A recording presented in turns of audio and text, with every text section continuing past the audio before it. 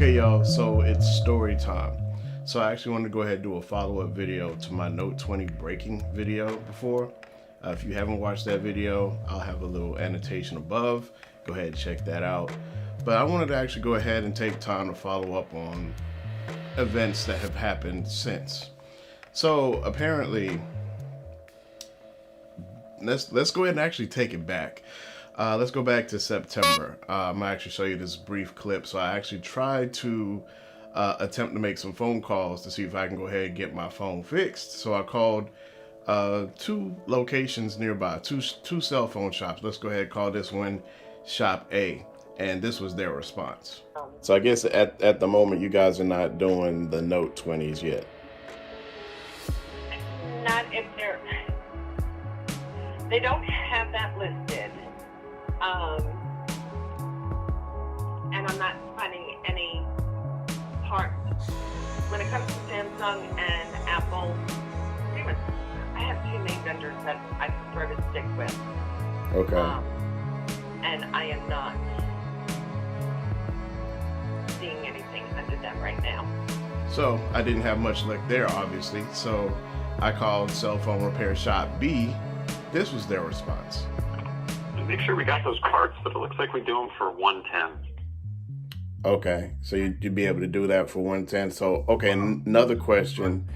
Supposing I actually do have the glass itself, like the actual replacement back glass.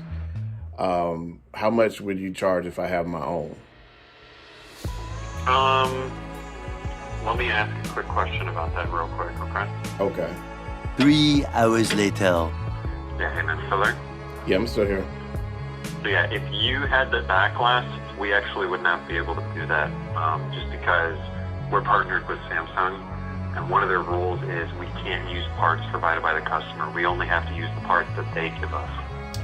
Okay, so with that just kind of put me in a position to basically make a decision to either go ahead and pay them $110 and get my phone fixed through them, or I can take matters into my own hands and go ahead and fix it myself. Since I did have the actual glass, my own, that I purchased from eBay, so it was about $50. So that means in addition to shelling out the $110, so we're looking at $160 out of pocket total to fix it. So I figured I'll just go ahead and take a shot. What the heck? I mean, I paid for the phone. I don't owe anything on it. So I was like, I'll just go ahead and take a shot on it. So what I did is went ahead Saturday morning, got my heat gun and went to it. So I managed to get the back glass heated up enough to the point where I was able to pry it off. And then at that point, I was able to go ahead and put the new glass on. So I put the new glass on, and as far as the fit, there were some gaps on the sides.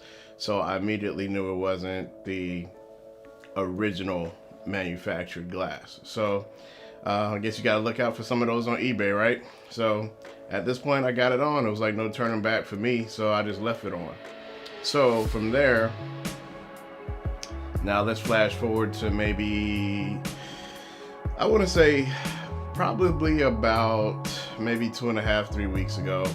Once again, I put the phone on my nightstand, and then overnight I just woke up and I saw another crack on the phone again. Production A-Rock here. I just happened to notice as I was editing, I failed to mention one thing. I was gonna say it's a little thing, but this is actually a big thing.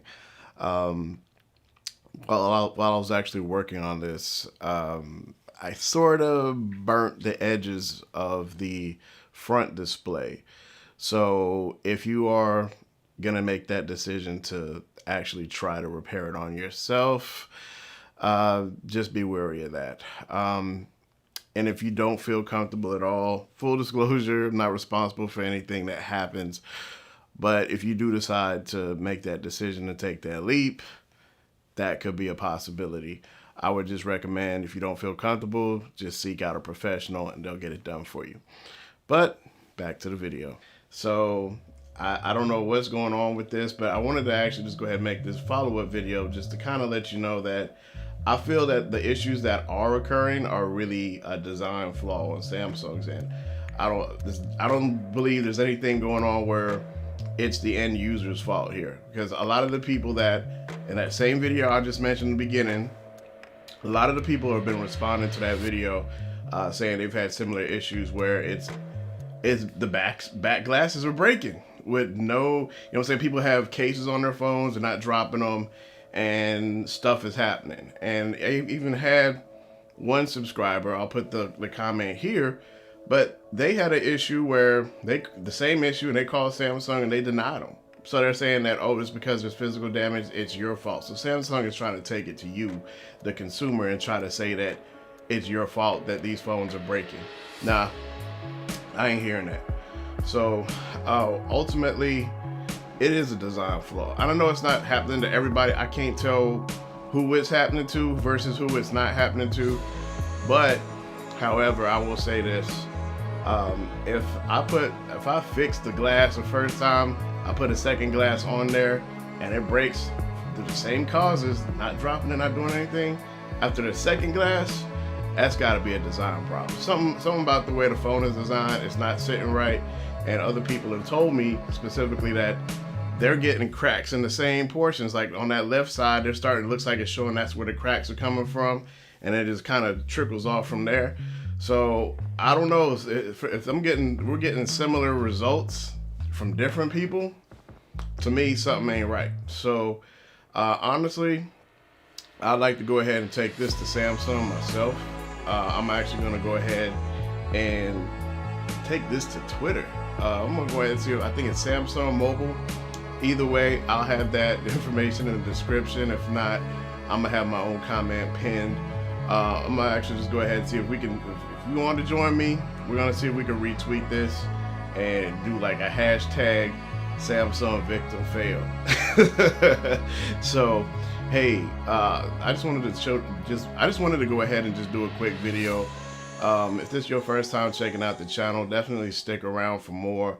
I do a lot of tech reviews and that kind of stuff. So either way, you can follow me on Twitter. My handle is Rakama Tech. I'll have that down here. And you can follow me on IG, same thing, Rakama Tech. So with that, I'm out. Holla. Peace.